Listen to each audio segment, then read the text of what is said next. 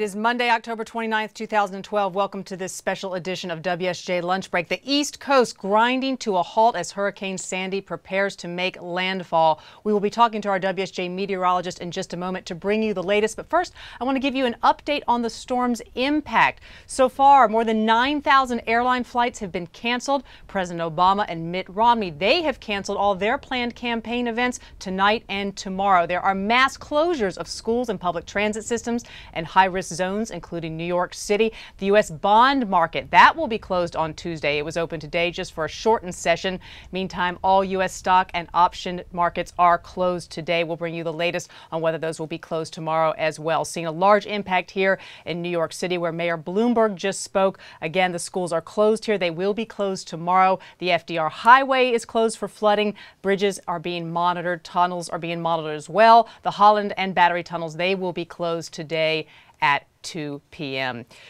So the storm, it's now bearing down, packing more than 90-mile-per-hour winds. We turn now to our WSJ meteorologist. His name is Eric Holthaus. He's joining us right now. Eric, let's talk about, first off, where is the storm now and how close is it to making landfall?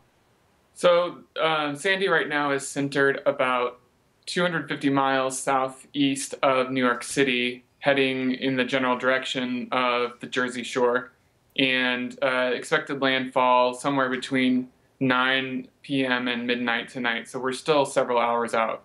The impact, is it still presumed to be as severe as we were discussing last night, Eric? Actually, it may be getting a little bit worse. In the most recent Hurricane Hunter flights through the center of the storm, these are Air Force planes that have meteorologists on board to kind of get the instant picture of what the storm is doing. They've measured winds as high as 90 miles an hour sustained, but they've said there's a potential for gusts as high as 100 or maybe even 115 miles an hour. And that's strengthened a little bit more than what forecast models had anticipated by this point. And Eric, talk to us about the speed of the storm, and that is the speed of how fast it's moving, 18 to 20 miles per hour. Is that fast, slow, and how does the speed of a storm impact what we're going to feel on this end? It's actually a little bit faster than the average hurricane moves, but not necessarily faster than hurricanes would move in this part of the ocean. But remember, once this storm makes landfall, it's expected to slow down significantly and kind of linger over the area for up to 2.5 days. So the wind speeds at that time won't be up to hurricane force anymore, but the rain and long-term exposure to tropical storm force winds, we're talking 40, 50 mile an hour winds for up to 2 days. That can do a big amount of damage to trees. And Eric, is that unusual? We were just looking at some footage we were before of lower Manhattan, and I think we're looking at some footage of some beach areas here as well. Eric, but in terms of a storm lingering for that many days, is that unusual? And why will that be happening with Hurricane Sandy? It definitely is unusual, especially in this part of the country.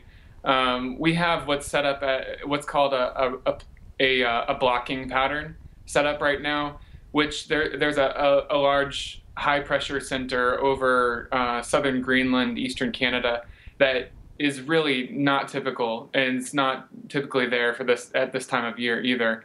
That is kind of acting as a magnet to repel, to push away Hurricane Sandy towards the coast against the grain of the pattern that it normally moves. So it's kind of going backwards right now. Definitely not a typical motion for a hurricane in this part of the country.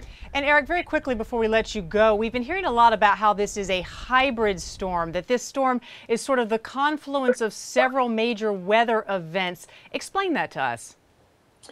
So we have the blocking pattern set up, like I said, that high pressure, very anomalous high pressure up there, and we also have a kind of a snowstorm that it could have been a nor'easter on its own, but it's joining together with one of the strongest and one of the largest hurricanes that we've ever seen in the last 150 years of recorded meteorology in this part of the country. And they're all coming together at the same time. So it's really kind of, it's not something, it's kind of what you you never expect to see, definitely. Right. All right, Eric, we'll keep coming to you throughout the day here on WSJ Live. Thanks for being with us.